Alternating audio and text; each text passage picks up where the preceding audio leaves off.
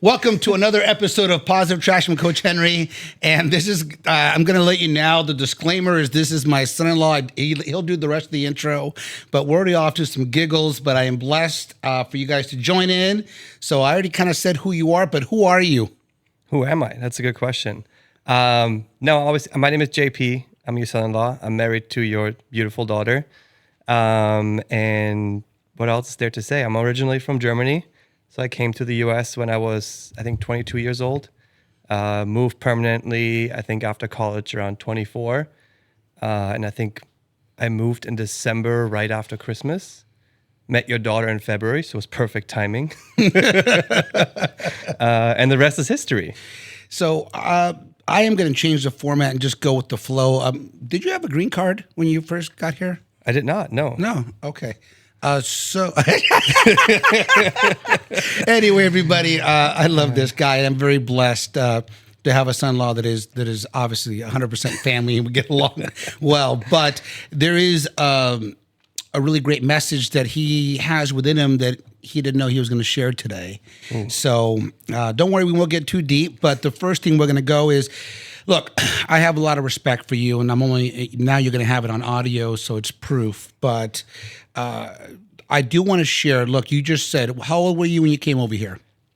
21, I believe. I was just 21, I think. Yeah. So part of the premise of the show for me is to inspire all ages, but specifically helping this next generation.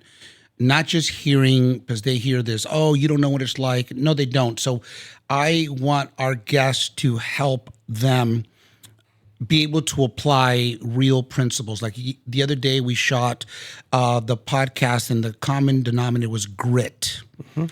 I feel for you, what I admire, starting with your story, is that you came over here not knowing anyone, not knowing anything other than an opportunity to work for a German company. So kind of take us to that. You know, what you as a full-bred German, leaving your everything, that is inspiring in itself. And I don't think maybe you realize, so I want to take you back so others that are scared or not sure if they should do something, what was that like for you? You know, I was actually thinking about that the other day because in retrospect, it seemed so easy to do it and so crazy on the outside because I came over here and I had a coworker lined up and I was supposed to sleep there. That was kind of like my home for the 3 months because the first 2 years I was just kind of going back and forth for 3 months at a time because I was still in college. And I had this coworker lined up and she was like, yeah, you can crash on the couch for the time being here. And I was like, cool, I have a place to sleep. I'm going to have a car. Everything is figured out, right? I want to figure out the rest when I get there. Mm-hmm. It's almost like a vacation at this point, right? Right. And what kind of work was it? Sorry, just so everyone that you came over here for. It was an IT job. So I was like, back then I was like programming for a service provider company and I built all the reports for all of our customers basically. Cool. Sorry, just that way they get a premise of your career path. Yeah, too. For sure. That makes sense. I was a computer science student and so that kind of made sense. I worked for the company in Germany. We had an office around the world, we had multiple offices around the world. And so the opportunity came up when I just asked, I'm like, hey, can I come out? And I wanted to come out for 2 weeks. And they were like, that sounds like vacation. So you come out for 3 months. So you actually work. I'm like, that works even better. So yeah. I will come for 3 months. And then you were saying you had everything kind of lined up. Yeah, everything was lined up. The person picked me up from the airport. And the first thing she told me, she's like, you can't stay at my place. I'm like, all right, cool. But wow. She's like, I know somebody who owns a gym who I go to, and he has a couch. He's actually looking for a roommate. I'm like, all right, let's meet that person. And so I was supposed to live in Hollywood and then commute to Santa Clarita at the time and obviously stay on the couch.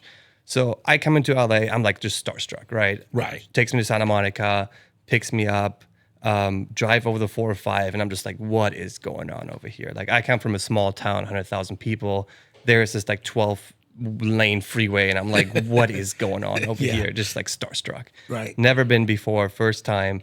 So I'm just like taking it all in. I'm like, I could sleep in the car. Like I could care less at this point. Right. There's like an adrenaline. There's Yeah. like it's so different when you watch something on TV, right? Your whole life you're watching American TV and movies, and here you are on the 405, which obviously we'll talk about what it is now. But at that point, it was amazing. It was amazing. I could have sit there for probably like for 6 hours on traffic and it would have still be happy. So anyway, we go back. I sleep, stay through the night, and the next morning before I even go to work, I'm like, she drives me up to Canyon Country, way off the path, and I'm like, all right, this is gonna be interesting. Yeah. Meet this guy who is like her fitness coach or who runs a gym. So I don't know how this is full circle apparently now. Yeah. And so he's like, yeah, I have a room. I'm like, look at the house. Seems like a decent house. It was clean. I'm like, cool, sounds good. When can I move in? So next day I picked up my stuff and then I met him. His name was Krizam. Really, really great guy. I met through a bunch of like amazing friends as well, who I was really happy with, like hanging out a lot in the beginning. And they really helped me to build like a social life originally, but it was a blessing at the end because I met through so many amazing people through that experience. Right. So one question and what I got from that is, did she ever say why? I think she was just uncomfortable having like a guy sleep on her couch for 3 months, Sure, which sure. in hindsight kind of makes sense. Of course. But she probably should have said something beforehand. Yeah. Well, at least she still picked you up though. Yeah, she just She could have just ghosted you and said, Yeah. "Hey, sorry, bye." Yeah. Also, I think that's when kind of like this pattern started of like me calling my parents with like great news across the world, basically. So I called them the first day and I'm like, by the way, the place you think I'm going to stay at is actually not the place. I'm going to stay with this guy who owns a gym. Right. And they're like, who is this guy? Right. And again, you're 21 years old. Yes, Right. yes. So just again, the two things I took from that and what I wanted to share is, look, it's not easier, but it's a different ease when you go to college and let's say out of state or out of the country, because of the institution, you're forced to meet people, other students, teachers, you're going to stay in a dorm, right? But this is going into a complete different country. Your English is good now, I'll say that, but at that time it wasn't that great. I mean, it was good, but your accent was very heavy. Yeah. You only like Panda Express. We remember those days. Still like it. But I admire that. I admire that you set something out. And obviously, I've gotten to know you very well these last 9, 10 years, 12 years, I think it's been, or however, no, 10 years. Yeah, right? like 9 years, I think. 9 years.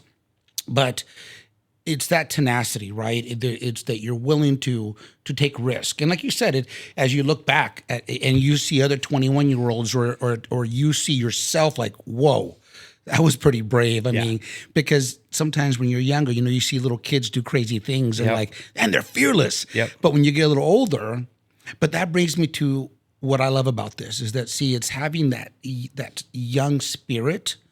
Obviously, you use wisdom. Your congratulations. You're going to be a father. You are Thank a father in the womb, but little Wallhorn will be here soon enough. LW. But that was. We'll talk about you also.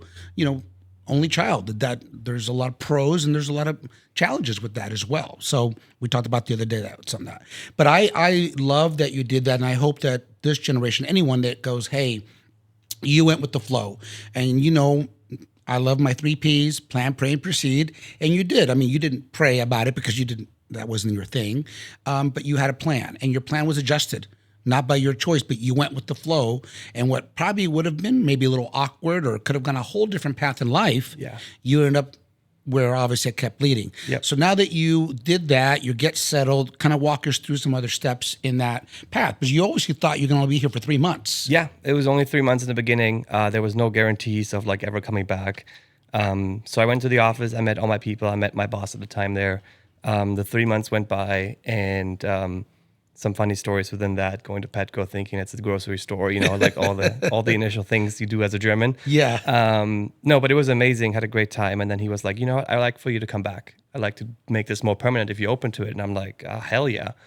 So I went back and kind of finagled all of the finances in terms of like, hey, how does the payments work? Because like I needed a car, but only for 3 months at a time, right? So it's like, had to like do that. Then I, at the time, moved back to my parents. I was studying in college before that, and I moved back to my parents because it made sense, right? Like, I don't need an apartment when it's half the year, it's empty. Yeah. So I moved back with them, which was great. I had my car still there, so everything was set up. And so, yeah, I just figured out the details.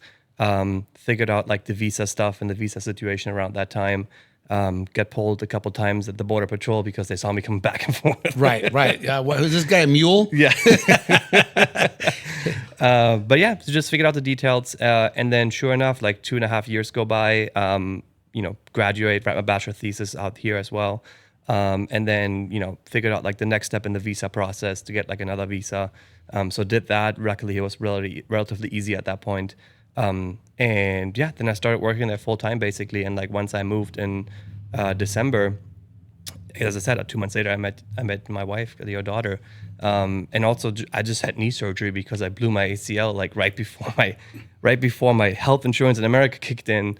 I still had German health insurance, and so they were like, "Yeah, we're not going to pay for this. We're going to fly you back." Wow. And I'm like, "All right." I had to fly back anyway to get my new visa, and it would have been probably way more expensive to do it in the U.S. with the U.S. health insurance. So I was doubt. like, "Yeah, it kind of worked out." Yeah. Well, I love that. And if you hear me say PJ, it is not very original, but it's stuck for 9 years. If you know me, you know I like to give nicknames. So it's my way of keeping lighthearted. Well, I love that because look, obviously when you guys met, I wasn't hugely involved other than, all right, if Cass is happy, then great, Panda Express, and you brought her yogurt, and so she seemed happy and all that. But one of the things as our relationship developed and you came into our family, and I love and grateful that we have what we have, there was a time we were all in Florida, a quick little vacation, and we were in the pool, a lot of good stories. And this one, though, was a good one because you kind of asked for my opinion. You were at a point in your career where you were good, you made good money, you were fine, there was nothing wrong, but something in you felt that you had opportunity. So kind of share that because I think that goes to the involvement of your age. You were still now, in your early 20s, and now you're kind of now dating, and things are starting to change for you, and you want more. So what did that look like for you? Yeah, I remember that exactly. It was crazy. We talked about like, hey, what does it look like to take the next step? And like outside of my company I was working for, I think at that point it was like 5 years or so, including like my college time basically. So I was like, hey, there must be more out there. And then your sister Trixie, she met me and I met her, of course. And she was like, hey, come work for me. And I'm like, that seems like a lot. I just met you. And like, yeah, family business. Yeah. And, at the time you guys are just dating and obviously you got to know our family, the good and the craziness of it. Exactly. The entrepreneur part of it. But yeah, it was exciting, right? It's like the atmosphere, the environment, like way different. I came from like corporate and like 100,000 people working there around the world. So like very different environment. And then you meet somebody who is an entrepreneur who just wants to like be successful and get shit done, right? And that was very inspiring. And so the crazy and scary part was like, let's just take the family piece out of it. Mm-hmm. But like we met like at that point, I think it was like 2 years or so already. We started talking about like engagement and getting married. We were obviously super happy. So that was kind of like less scary in that moment. But at that point, it's like your visa is tied to your work. Mm-hmm. And so you want to kind of like go through the green card process with that company to kind of get sponsored so you can, kind of like stay longer in the country you want to stay in. It's very difficult to like actually go through the entire process. It's like super nerve-wracking. And so with switching companies, since that visa type that I had was tied to like being a German company, I had to like figure out like how am I even gonna make this move happen without becoming like an illegal citizen here, basically. Right. All of a sudden we all become fugitives with you. Yeah, exactly. So anyway, but like we talked about it and you're like, you know what, like you'll figure it out. Like there is a way. The same way you came over here, the same way you're gonna figure out something over there, right? Mm-hmm. And it was a huge step at the time because it was all or nothing, right? It could have been completely gone sideways, relationship-wise, whatever, right? Couldn't have not worked out in terms of like, the process that we had planned for the green card, all that kind of stuff. And so it was a huge risk because like this was like all in or nothing, like double or nothing almost, right? Yeah, and I want to share on that, BJ, because look at faith is getting stronger and stronger for you. You're learning and understanding more what that means. But obviously, faith has always been very strong for me, and you know that. And to me, faith is everything. It is. But it takes time, right? It's like a relationship. You get to know that. But I think at that time, for me, I was praying for that for you, because it is all or nothing. It's not just it's your green card. It's you being here in the United States.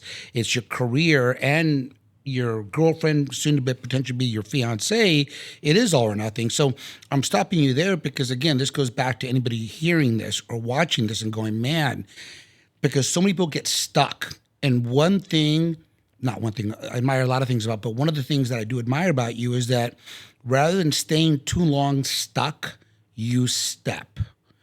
And I applaud you for that because I want people to understand the importance. It wasn't without planning because you're a good planner. Yes. So sometimes you plan to almost control something, but you've learned to go with certain flows.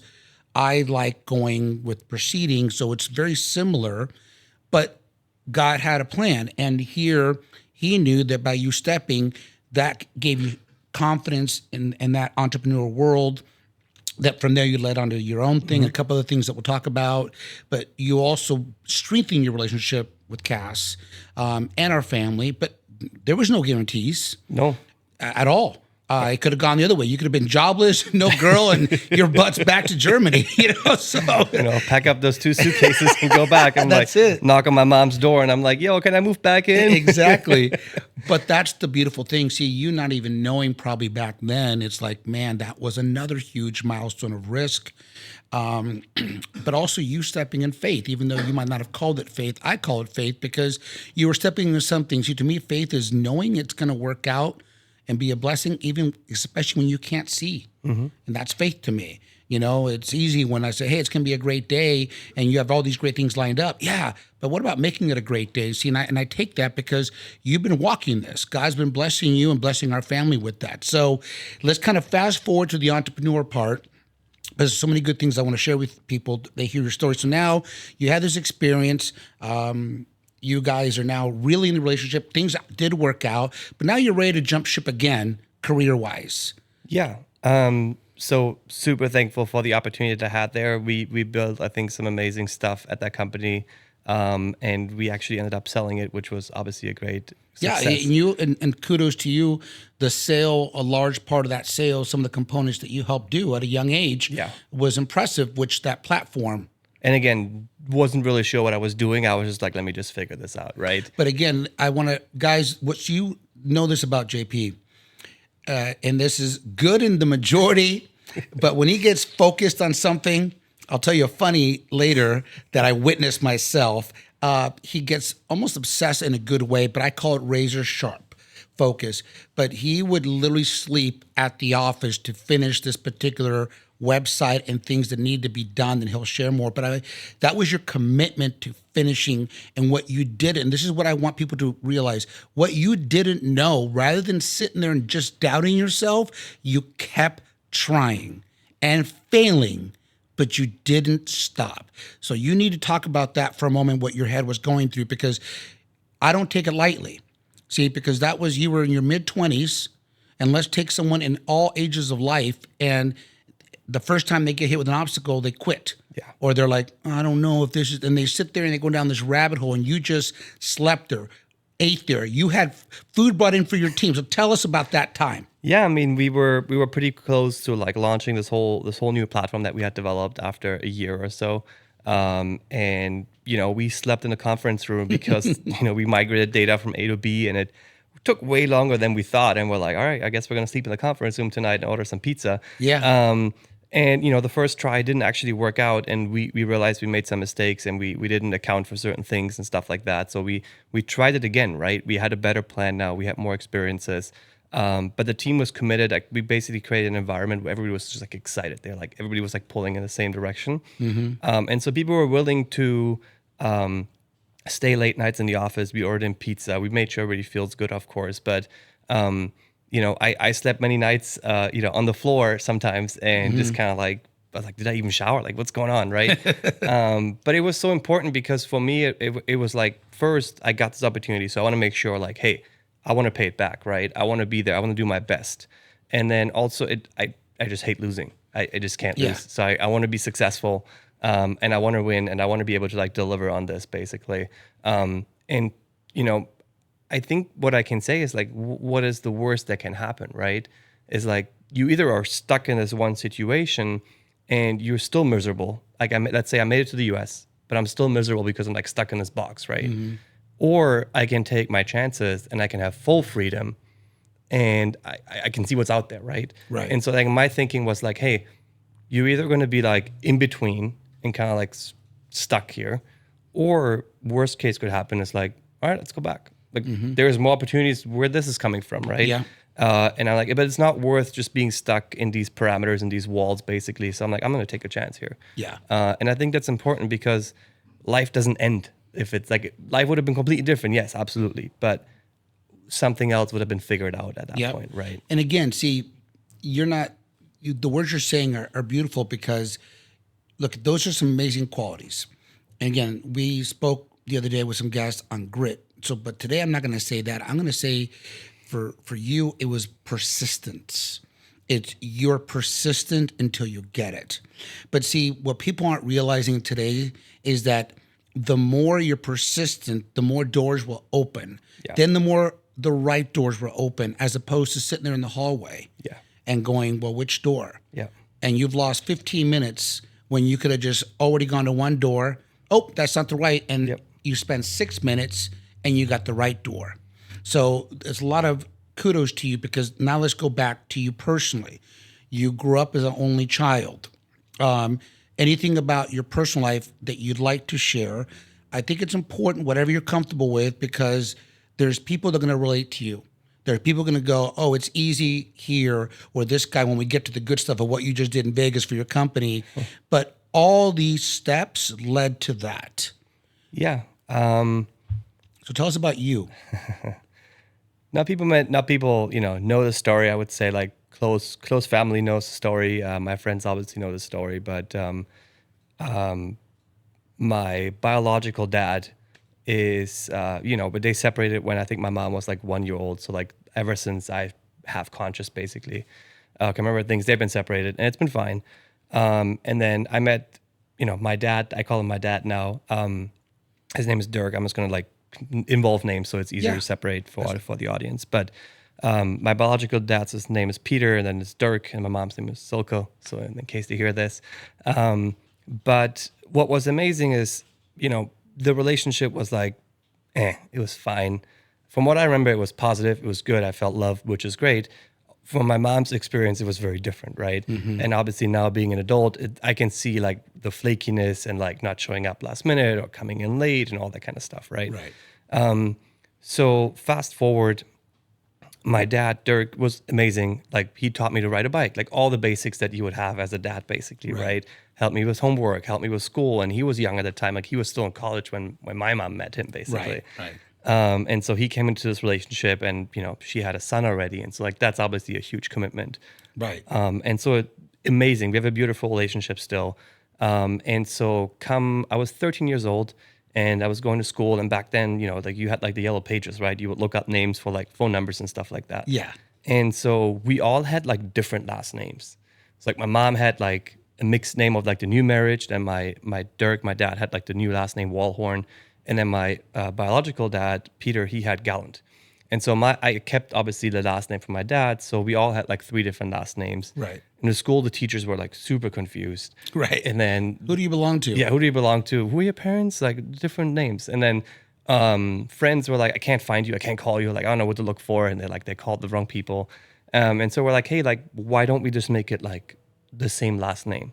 So I proposed this. I'm like, hey, Dad, like, Peter at the time, I was like, I want to change my last name so it's easier for school and all that kind of stuff. Like, nothing against you. It's just a name, right? And he literally looked me in the eyes at 13 years old and told me, if you change your last name, I will no longer have you as my son. And if I see you on the street, I will cross the side. I will go on the other side, basically. You are dead to me. Now, mine, so people can understand a little bit, you already didn't have much of a relationship with him at that time, or you did? We did. I think I saw him like every second week. We did vacations. Like we were so closely as far involved. as you were concerned, it was a pretty normal life. Yeah, super normal life. Like divorced parents' life. But it was totally like, it was normal. So at this point now, you had good reasons. Oops, sorry. My bad. Sorry, everyone's getting mad at me. I hit everything that you're not supposed to. So to you, 13 years old, again, think of 13-year-olds today, you just thought the logical thing.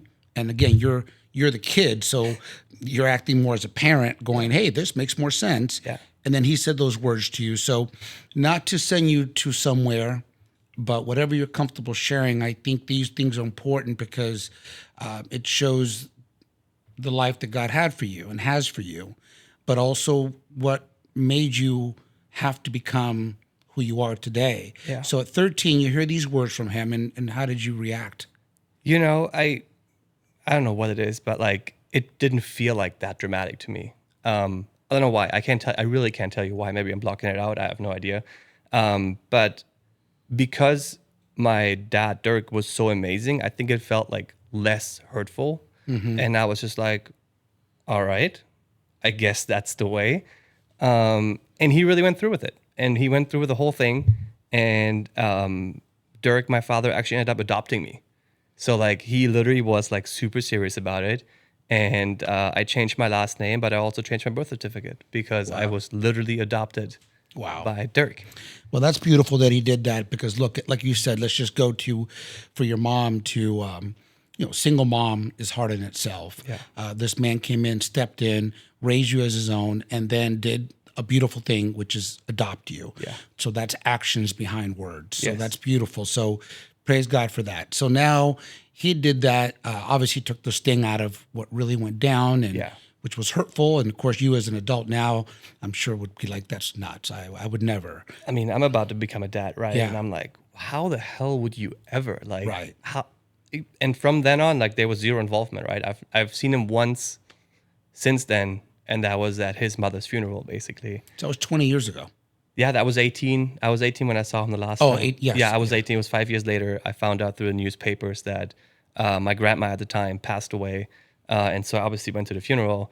And I wanted to, reach out to him and give him my condolences. And he wouldn't even shake my hand on his mother's grave. And I'm like, wow, you are now dead to me. Like, this is it. Well, and the sadness about that, look, regardless of faith or anything else, there's boundaries and balance in all of faith, right? Yeah. But it is sadness that you now about to become a dad, that whatever his own issue, pride, stubbornness, none of it is good.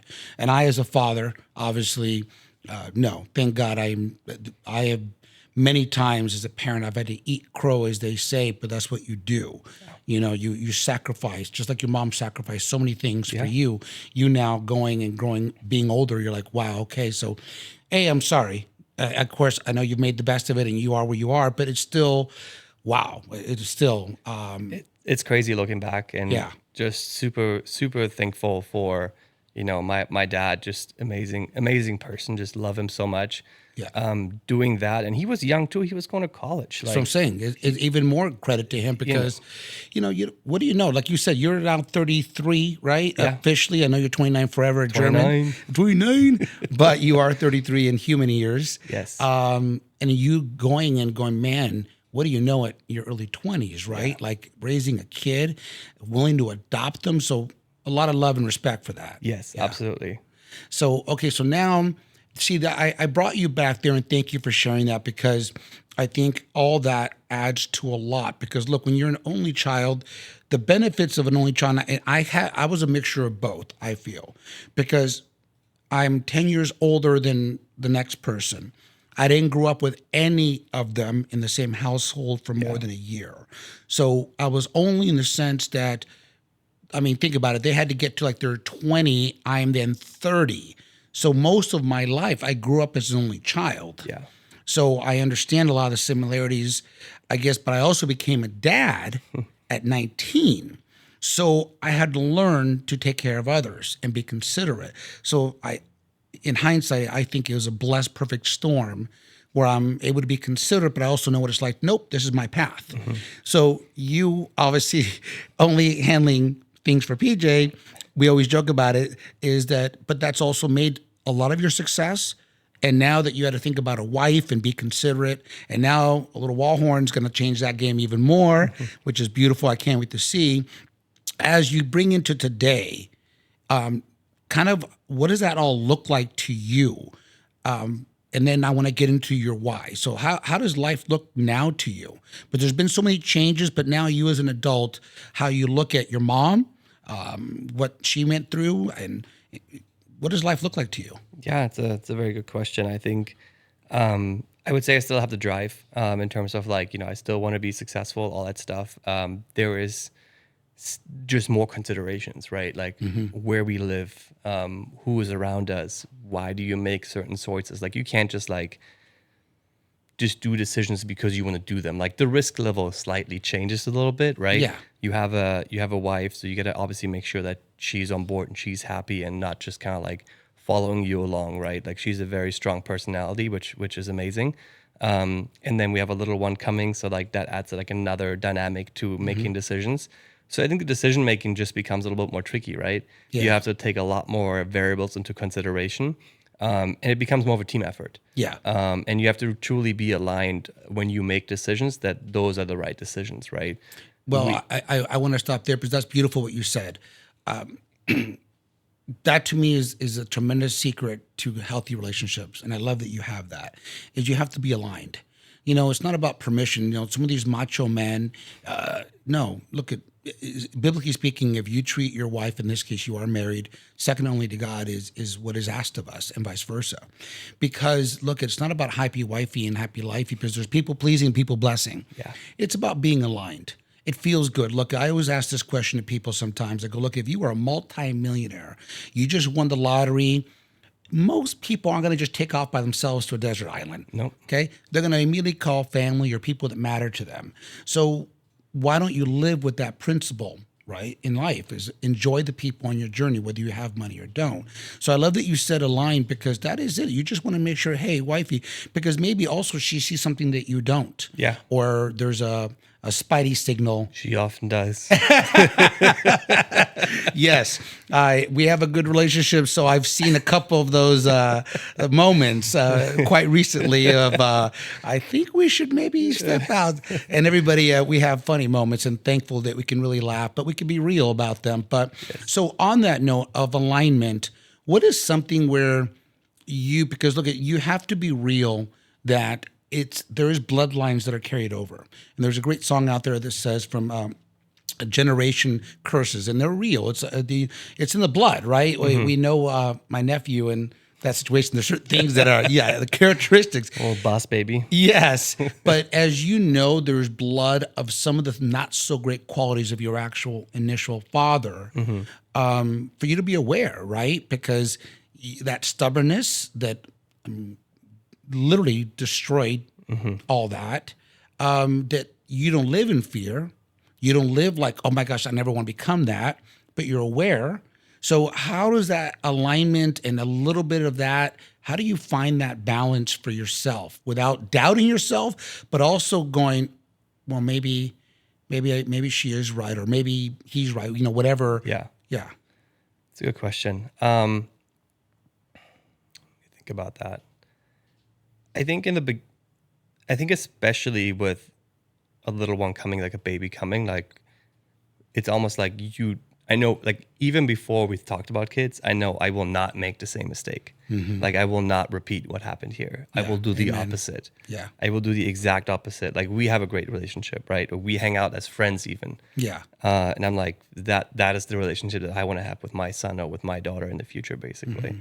And so I think now that it's real, it makes me reflect more. It's like makes me like, check in, like check the boxes, like go make sure, like double, triple check everything, right? It's like packing for a trip, right? You're like, do I have my passport? Like, do I really have it? Let me triple check, right? Yeah. And so I think that becomes like more important, is like the awareness of like slowing down a little bit and like making sure the alignment is truly there. And it's not just like, oh, I think we're aligned. Like this is fine. And like truly understanding like what are some of the things that I can work on, which is like stubbornness and maybe impatience, right? I'm a very impatient person. Having a baby, I gotta become more patient, because these little toddlers, they have a mind of their own.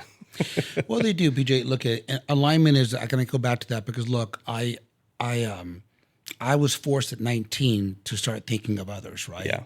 I was forced at 12 years old to see my mom in not the best relationship and have to try to step up. And so thankfully, we have a beautiful relationship, you and I, as family and business and all kinds of stuff. I never take it, but I've also been through a lot. So I'm very aware, and I always say I don't want to lose something to appreciate it. So for you, you are at a point now, you obviously, without saying too much, you're in the middle of moves and all kinds of things. But, I don't know if you thought of this, but I did. And that is that, we're all together in this, and it's beautiful because we're making it, people always think it's a house or material that makes happiness. And to me, it's the people that make the home, and whether you have a beautiful home physically or it's literally you're all cramped in. And when Zach and Cassie were on the show, we talked about some of those things. And now you have to be, like you said, extra considerate of little Wallhorn that now is getting closer and closer. I was just saying to Cass, whoa, you're like really showing, like it's showing, it's real. It's like, bumping. Yeah. And obviously with Amari and Zach and Nikki, that was like the first. And for me, yeah, it's a proud thing. Like this is bloodline. And of course I love my nephews, but this is my bloodline in there. And I'm grateful. And that's why it motivates me to work harder and smarter. Like you said, how do you take that drive, but also align with your wife in this case where you feed off each other? So you not repeating is the same way, because we have a lot of similarities. The good news is that you did have Dirk that was there, which is beautiful. Yeah. So now that you are kind of being more aware of maybe a stubbornness but part of that is a great strength, the good stubbornness of meaning more like you're assertive and not sitting there, but also where it doesn't, not the ugly stubbornness where it's like, no, that's just the way it is. And I'm going to say the funny now. Now it's time for the funny. Guys, we had not too long ago, we had a situation where, I try to be positive Polly as much as I can. I'm never a negative Nancy. What did Cassie say? Something vendetti venting? I don't know. And then I like to call it realistic Raul, right? and we had a moment when you were just sharing and venting, and that's healthy. I, at that time, was just kind of running into a positive Polly, and you just said, can I just share? Yeah. And I listened. I heard it. I'm like, okay, thank you. You're right. You need to get it out because it's healthy. It's not always positive, right? Yeah. And we have to be real. But I love that. See, and I share that because that's a moment where you didn't want to see the good in it. You were just upset, and you had a right to be upset about the situation. And then, of course, that's when God does great things, and you go, okay, I'm going to be okay. But in that moment, and that's real. So can you share other moments or that moment? Because people need to know that our family dynamics is not always perfect. Yeah. Real life is hard. I think it always looks easier from the outside, right? Like, you go on all these trips and you have all this fun and like you do all these things basically, right? But what they don't see is like what goes into it, like the planning aspect of things, like moving things around and making the effort, right? It's like how do we make sure everybody gets here, right? Yep. Supporting each other in that way. I think it's very important. Like, for example, the move part, like we're moving around, right? Yeah. Trying in the beginning, it was like, hey, let's get Cassie out of here. Like I wanted to just go somewhere else, basically. Yeah. And so we did that, and we went to Austin for a few years, and then the company was asking me, it's like, hey, there's opportunity. Do you want to move to San Francisco? And I'm like, San Francisco? I always wanted to live in San Francisco. Yeah, it's city life. It's like, I just bought a house and 2 cars, but sure, let me give all it up so I can move to San Francisco. And again, your wife was aligned somewhat at first, but then she got on board, of course. So I think it was right around Christmas. We were all standing in the kitchen, and I'm like broadcasting this news, and everybody was like, "Yeah, you're full of shit." And I'm like, "Yeah, no, we're not." Yeah. And so I think it kind of goes back to what you said. Is like we had a house, we owned it. It was a pretty big house in Austin. Yeah, we still have it. Amazing tenants. And we moved to a 1-bedroom in the middle of the city in San Francisco, basically. Knowing nobody. Absolutely nobody.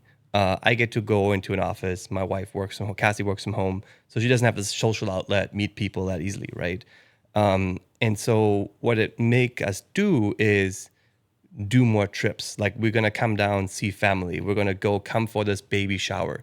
We're going to come for this birthday, right? It's like we're going to now make the trip for a single day or a single purpose. But we're now going to make the extra effort, even though it's now 10 times more work to drive 6 hours or to fly an hour or even 4 hours, just to make like this one event, right? But like I think those are the moments that count, and we obviously put a positive spin on it, and we have like ways to combine it with work and with family and friends, and it's amazing. But it definitely like made us like travel a lot more, and like we don't get to be home, right? And it's not like it's always easy because we have a busy life too. We both work a lot. We have a busy social life, right? So sometimes we just come home and we've been gone, and you just come home, you're just like dead. You're just like, I'm so tired, right? Yeah. Because you're just like out all the time. Because it's different when you visit home versus like when you actually live there, right? Right. Because like your days are just packed. Like you Yeah. go there for a week, you have lunch every day, you have dinner every day, you're meeting people,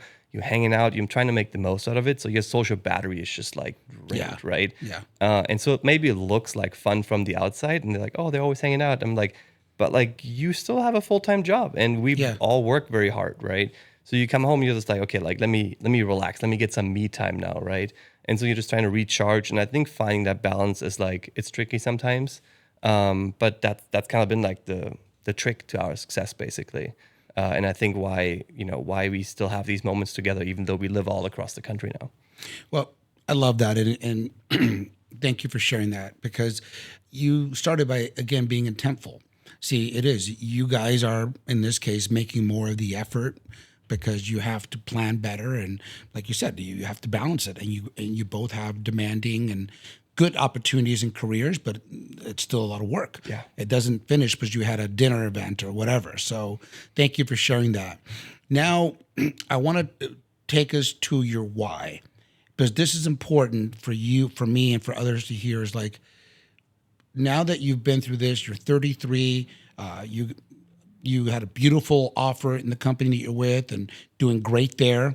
You threw some celebrity stuff in Vegas. You got to speak and became your own G-man there. But if we have enough time, we'll share that story. But now that you're here and as you're growing, outside of you now, outside of Little Wallhorn, outside of your wife, and outside of our family, what would you want to do? How do you want to be remembered today? What is your drive now so that you can make a staple for this world we live in a positive way? What does that look like to you? Even if it's blurry, what no one's heard this answer, so I haven't heard because I've never asked this question. Yeah. But what does that look like to you? I think it changes over time, right? Mm-hmm. And I don't think I'm truly focused around that question, like what I do day to day. So I think I want to just be up. I want to create like an uplifting environment, for example. Like when I'm with my team and I manage my team, I basically want to like create an environment where everybody hustles, but they have fun at hustling, if that makes sense. Yeah. Like yeah. it seems from the outside, oh, they're very stressed. But then when you look inside, everybody's just like joking around, having a good time, right? Nobody's forced to be there. So I think what I want to enable is like, take a look and take a chance. And really, how do I say this best? Like say yes. Like just say yes and go figure it out from there, right? I think it's important that you can be successful, you can make a good amount of money, and you can still be a very good person.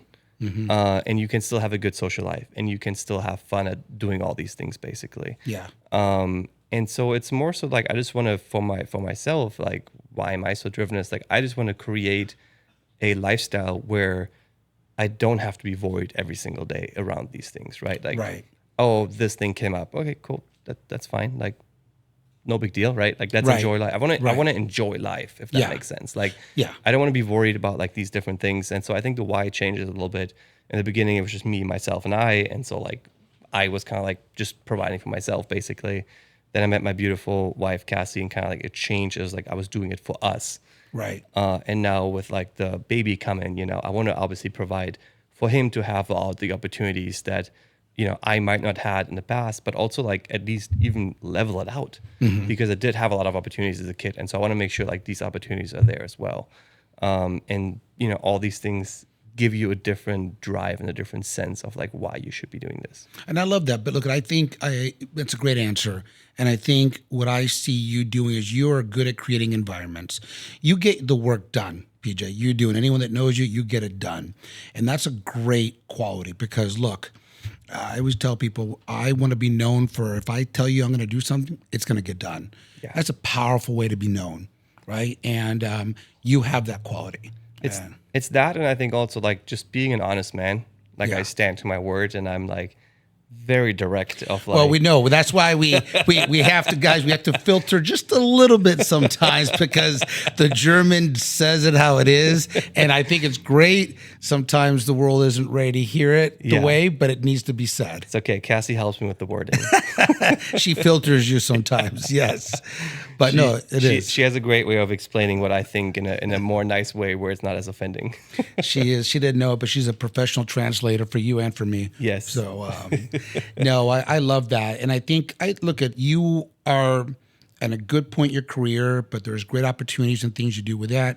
I could say that I'm excited because you and I are going to start a project with Cass and the rest of the team on Vibey. I'm really excited to work with you on that. And so your talents are amazing, but I think your why is God is expanding it. Like you said, it's for your family, for little Wallhorn, for your wife, but also the people that come across you.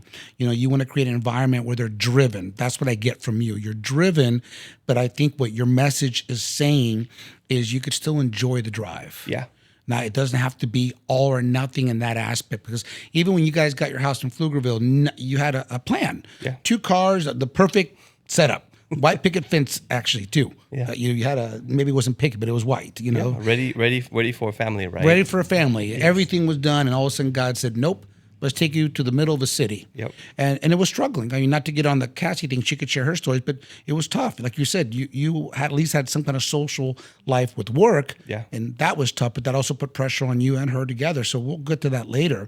But now you have a great drive, and we talk about being hungry and humble.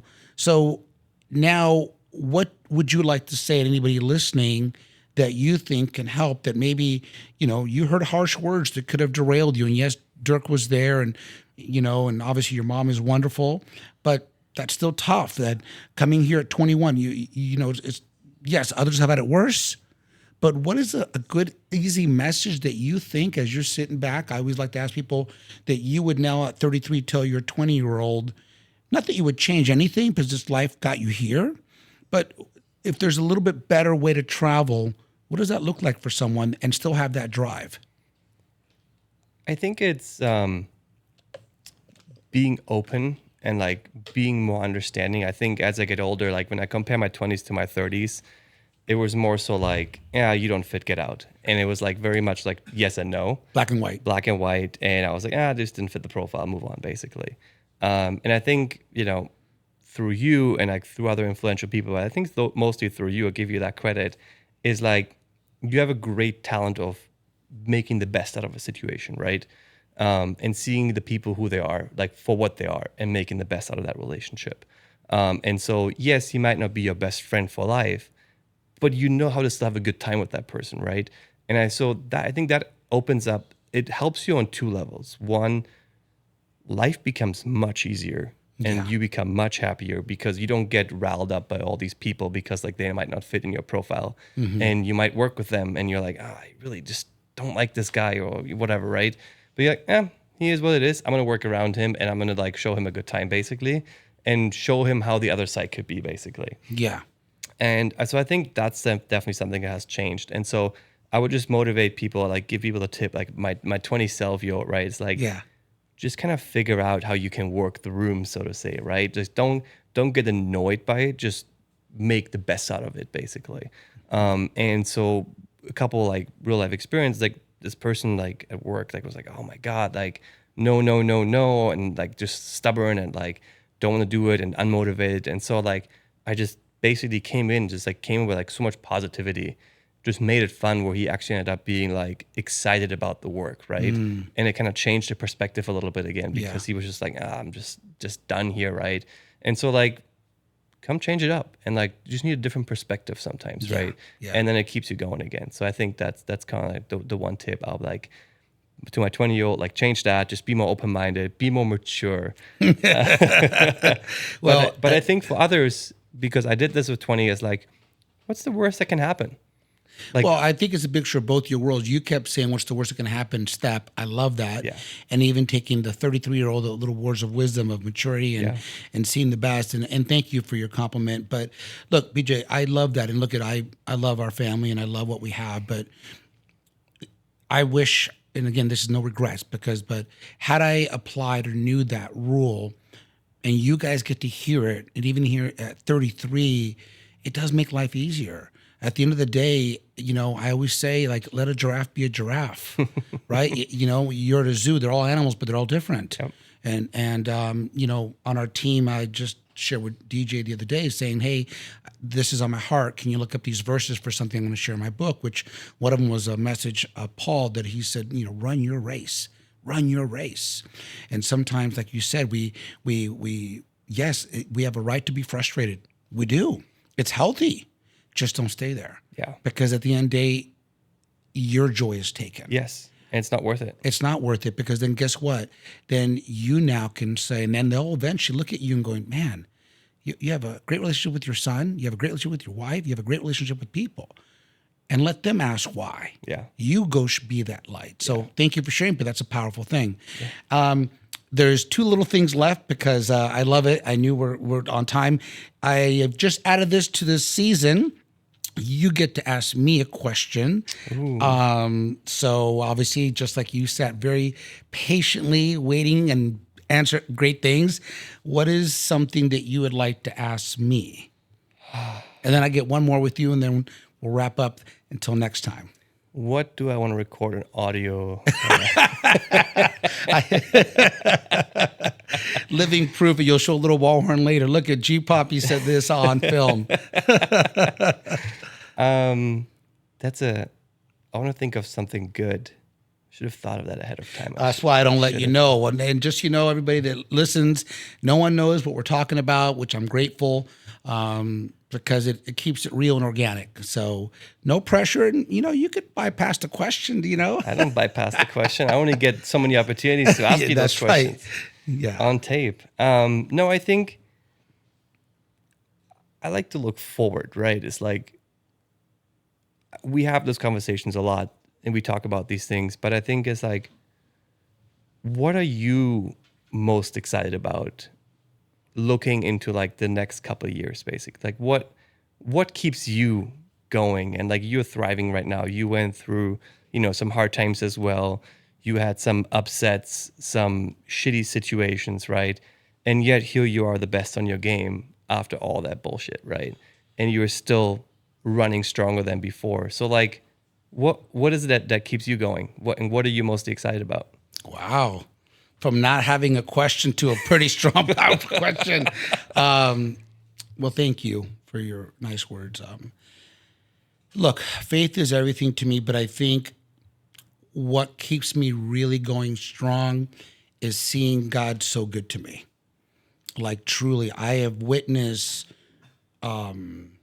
things that are unpleasant, but I didn't stay there. I've seen the good. So what side of that wall would I rather be on?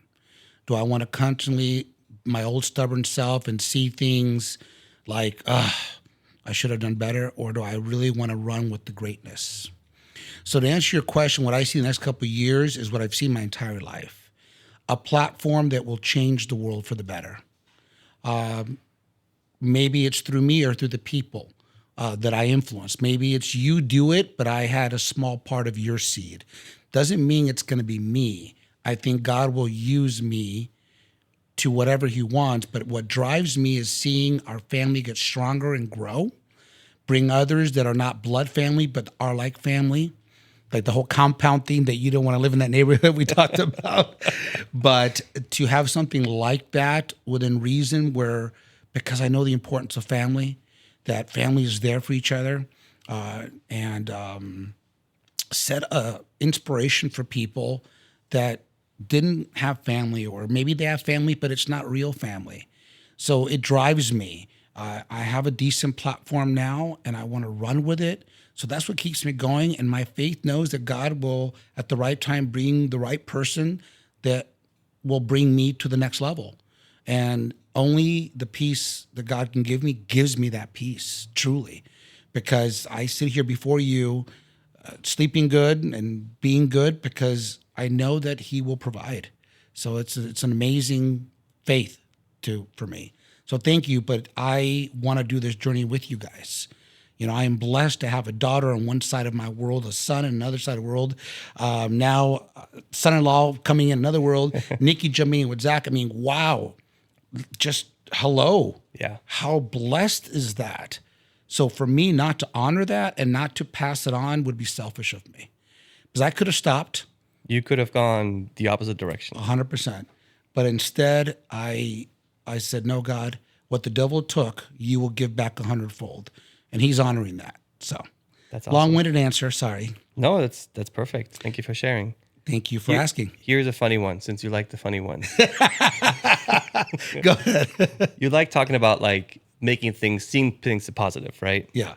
Here is a very simple recent example. Uh-oh. Tell the audience about your recent night bed experiences and how somebody could just be mad about it, or the way you take it and just see it with humor and still have a good time, basically.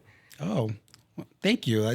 That's everybody. I had a new bed, and obviously I've been traveling a lot, and the bed needed a box spring. So, like, where he's going with this is that I made it a very positive, and sleep is important. I work really hard. But the first, I was so busy, I couldn't get to it. It took me 3 days to order the box spring. And so the bed didn't really hold me. So I slept sideways on the bed so that the frame would align. So the first 2 nights I slept normal, but it started sinking, brand new bed. And so the last couple of days I turned sideways. Then I order. This is why no one lets me order anything. This is why I have great teams around me. And I thought a box spring came ready to go. So it got there yesterday and it's in a box. You got to put it together. And everyone knows it's not my best quality to put things together. So I looked at it and I'm like, no, I'll, and then you said, no, Henry, I'll do it. I'm like, no, it's okay. I'm going to sleep peacefully and amazing one more time sideways. And we'll put it together this weekend. So thank you for pointing that out. But it is what you make of it. So thank you. I think that's the point, right? It's like the small things in life where people get like upset. They're like, my night is ruined. Like, screw this. And you're just like, I have fun with it. I'll turn around a little bit. Thank you. I'll sleep sideways for 3 nights. But I slept peacefully. But yeah, my neck hurt a little bit. But thank you. And it is, guys, look, at the end of the day, thank you for bringing that up. And we'll have to do another episode because you got saved. One more question, but it's all right.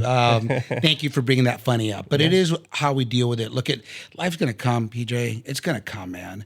So either we make the best of little things or we're going to be dwelling on it. And people wonder, why don't I get to the good stuff? Because they're letting that one spill and take away from all the blessings. So Thank you. Well, guys, we're out of time, but that's okay. That means you're going to come back for the next one. I hope you enjoyed it. I'm very thankful to have my son-in-law, a tremendous human. And as those of you that have daughters, fathers, how blessed that we have that. By the way, and my funny, I actually threw his bachelor party, which was amazing. So we'll talk about that the next season. So thank you for being who you are to my daughter, to our family, to me. And guys, thank you. Hope you enjoyed. Until next time, have a blessed day. Thank you.